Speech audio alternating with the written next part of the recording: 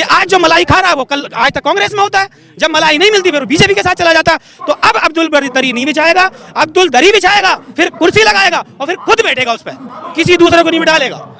अगर चाहे तो बराबर में कुर्सी पे बैठेगा, अब्दुल के साथ बैठे, चाहे यादव बैठे चाहे चड्ढा बैठे, जिसका दिल चाहे जो सेक्युलर दे साइड में बैठना चाहे गले मिलिए और काम करिए। नहीं बैठने दिल चाह रहा है तो अब्दुल जो कुर्सी पे बैठेगा। कि आप मुत्तहिद हो जाइए, जो मुत्तहिद होने में ताकत है वो अलग अलग रहने में ताकत नहीं है। छोटी जो नस्ल है, हमारे बच्चे हैं, उनको हम पैगाम दे रहे हैं, बेटा इकट्ठे हो जाओ, सब इकट्ठे हो जाए, राजनीति फिर कर लेंगे। मुत्तहिद होने की बात कर रहे हैं, वो भी एक रहो नेक रहो की बात कर रहे हैं, वो भी एक होने की बात कर रहे हैं। आप में और बीजेपी के नारे में अंतर क्या रहेगा? खुद को मुत्तहिद करके एक कम्युनिटी को, मुसलमान दलित पिछड़े को दबाने की कोशिश कर रहे हैं। हम लोग अपने को मुत्तहिद करके उन पिछड़े वर्ग को भी सीने से लगाने की कोशिश कर रहे हैं। वो गाली भी मुझे दे तो मैं सुनकर जब्त करता हूँ, मेरे दुश्मन समझते हैं मुझे गुस्सा नहीं आता। हमने हमेशा दलित और पिछड़े को सीने से लगाने का काम किया है, ना कि किसी को मारने का। आप एक इतिहास में कोई एक घटना बता दीजिए जो मुसलमान ने कहीं किसी पिछड़े को या किसी दलित पर अत्याचार किया हो। आए दिन आप इनका बीजेपी और आरएसएस वालों को देख लेते हैं, कहीं किसी मुसलमान को दबाते हैं, किसी पिछड़े को दबाते हैं, कभी किसी दलित को पेशाब पहनाते हैं। आप देख लीजिए हेमंत विश्व शर्मा जैसे कि आज हमें एक रिक्शे वाले को सोच देखिए, एक रिक्शे वाले को 5 की जगह 4 रुपए देने की बात कर रहा है। वो किस पार्टी से आया हुआ है? वो कांग्रेस पार्टी में था। तो बीडीएम किसको कहा जाए? हम भरोसा किस पे करें? ये हमारे साथ हाशिर रजा जी हैं। लगातार आप जो है AIM-IM के कार्यकर्ता हैं, काम कर रहे हैं। किस तरह से देख रहे हैं आगामी चुनावों को लेकर और मौजूदा मुसलमानों की जो स्थिति है उसको लेकर किस तरह से? बहुत बहुत शुक्रिया अखिल भाई कि आपने मुझे AR इंडिया न्यूज़ पे अपनी बात रखने का मौका दिया। जैसा कि आप देख रहे हैं, पैगाम इत्तेहाद के मद्देनज़र हम पूरे सूबे में हमारे सदर जनाब शौकत अली साहब जाकर एक पैगाम दे रहे हैं और इत्तेहाद पैदा कर रहे हैं पूरी कौम में। आने वाली नस्ल ये जैसे देख रहे हैं, छोटे छोटे बच्चे ये कई गाड़ियों में भर के या कुछ लालिश दे के लाई हुई भीड़ नहीं है। आप कैमरा दिखाइए, पूरे फील्ड में पब्लिक ही पब्लिक है। ये सिर्फ बैरिस्टर असदुद्दीन ओवैसी साहब की मोहब्बत में आई हुई भीड़ है और ये एक पैगाम लेके जा रहे हैं कि हमें इत्तेहाद होना है। जैसे हमारे नबी सल्लल्लाहु अलैहि वसल्लम ने एक पैगाम दिया और एक लंबे टाइम तक काम किया है कि आप मुत्तहिद हो जाइए। जो मुत्तहिद होने में ताकत है वो अलग अलग रहने में ताकत नहीं है। आज राजनीति करने का मौका नहीं है कि हम फिर सिर्फ राजनीति नहीं कर रहे, सिर्फ एक नस्ल को, छोटी जो नस्ल है, हमारे बच्चे हैं, उनको हम पैगाम दे रहे हैं, बेटा इकट्ठे हो जाओ, सब इकट्ठे हो जाए, राजनीति फिर कर लेंगे इंशाल्लाह। एक अच्छा पैगाम है और शौकत अली साहब यहाँ आ रहे हैं और लोग किस तरह से इस्तेमाल कर रहे हैं, एक फेस्टिवल की तरह लोग मना रहे हैं। रोडों पे भीड़ ही बैठे हैं, गाड़ी देखेंगे, कोई किसी को बुलाए हुए, कोई किसी की तेल नहीं डलवा रहा है किसी गाड़ी में, खुद ब खुद लोग चल के आ रहे हैं सिर्फ ओवैसी साहब की मोहब्बत में। आप मुत्तहिद होने की बात कर रहे हैं, वो भी एक रहो नेक रहो की बात कर रहे हैं, वो भी एक होने की बात कर रहे हैं। आप में और बीजेपी के नारे में अंतर क्या रहेगा? हमारे और उनके नारे में ये फर्क है, वो खुद को मुत्तहिद करके एक कम्युनिटी को, मुसलमान दलित पिछड़े को दबाने की कोशिश कर रहे हैं। हम लोग अपने को मुत्तहिद करके उन पिछड़े वर्ग को भी सीने से लगाने की कोशिश कर रहे हैं। जैसे दीपक जैसे लोगों को, मैं दीपक भाई के लिए एक शेर गाना चाहता हूँ कि वो गाली भी मुझे दे तो मैं सुनकर जब्त करता हूँ, वो गाली भी मुझे दे तो मैं सुनकर जब्त करता हूँ, मेरे दुश्मन समझते हैं मुझे गुस्सा नहीं आता।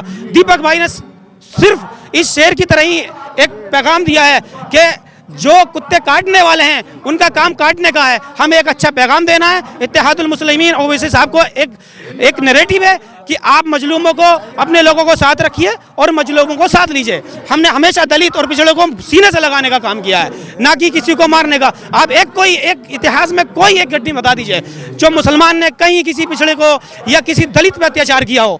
आए दिन आप इनका बीजेपी और आरएसएस वालों को देख लेते हैं, कहीं किसी मुसलमान को दबाते हैं, किसी पिछड़े को दबाते हैं, कभी किसी दलित को पेशाब पहनाते हैं। किसी भी मुसलमान ने कभी किसी को दबाने का काम नहीं किया, उनको सीने से लगाने का काम किया। पर ऐसी तमाम पार्टियां हैं जहां पर दलित वोट बैंक ज्यादा है। अगर मैं BSP की बात करूं, ASP की बात करूं, तो क्या भविष्य में ऐसी उम्मीद जताते हो AIM-IM से कि वो उनके साथ मिलकर के चुनाव लड़े? हमारे शौकत अली साहब ने खुला पैगाम दिया है, खुला ऑफर किया है कि चाहें तो मायावती जी गठबंधन करें हमके साथ। अगर भविष्य में हो सकता है कि आपको देखना, क्योंकि ये बड़े पॉलिटिक्स की बात है, हमारे शौकत साहब और ओवैसी साहब इसको डिसाइड कर रहे हैं। ये मेरे लेवल का काम नहीं है, मैं जिले का एक छोटा सा कार्यकर्ता हूँ। तो इंशाल्लाह आपको ये देखने को मिलेगा, हम पूरी कोशिश करेंगे। और हम तो PDA के साथ भी, अखिलेश यादव चाहे समाजवादी पार्टी हो, जो सेकुलर दल हैं उनके साथ हम गठबंधन करने को तैयार हैं। ये जैसा कि हमने बिहार में ढोल ताशे बजाकर एक कोशिश की थी कि हमारे साथ आए और सेकुलर वोटों का बंटवारा ना हो, लेकिन उनका तेजस्वी यादव का जो घमंड था उन्हें चूर चूर किया और लेके उनको डूब गया। अगर यहाँ हम एक कोशिश करेंगे, अगर ये गठबंधन करते हैं तो ठीक है, नहीं तो खुला है, हमारे राजनीतिक पार्टी है, हम 200 सीटों पर लड़ेंगे। किस तरह की तैयारी है? बहुत जबरदस्त तैयारी है, और जिस तरह की हमारी नेताओं की तैयारी नहीं है, उससे ज्यादा जनता की तैयारी है। आप देखिए पब्लिक आपको दिखाई देगी, और इंशाल्लाह 2027 में बहुत बेहतर रिजल्ट आपको मिलेगा। जनता को जागरूक कर दिया? बिल्कुल जागरूक, जनता खुद जागरूक है।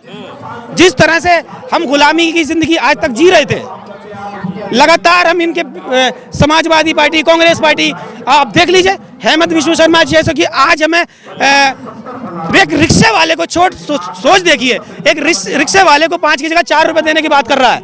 वो किस पार्टी से आया हुआ है? वो कांग्रेस पार्टी में था।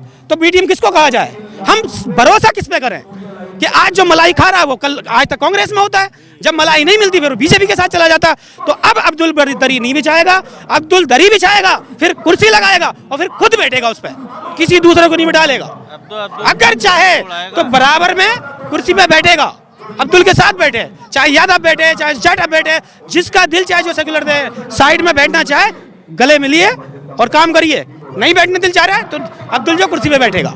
अब्दुल ने तय कर लिया है। अब्दुल ने तय कर लिया, कुर्सी पे बैठेगा, दरी बिछाएगा, कुर्सी लगाएगा और उस पे बैठेगा।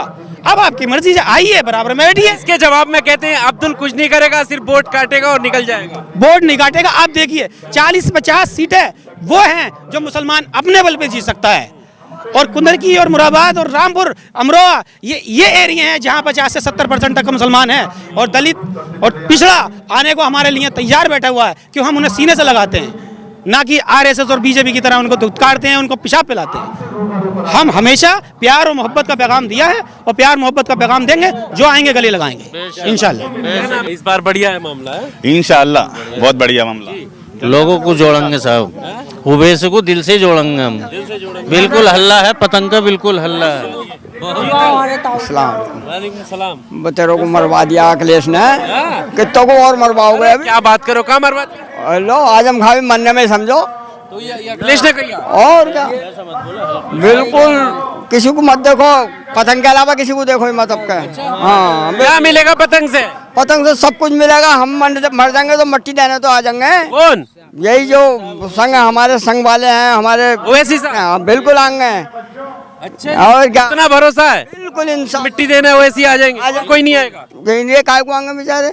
गरीब आ जाएंगे, दलित आ जाएंगे, मगर ये नहीं आएंगे। ये नहीं आएंगे? नहीं, तो इस बार तय कर लिया इंशाल्लाह। अच्छा, बिल्कुल पक्का वोट इंशाल्लाह। किसको? पतंग को। हाँ, बिल्कुल। साइकिल भी तो अपनी है। वो तो खत्म हो गई, अब खत्म हो गई साइकिल।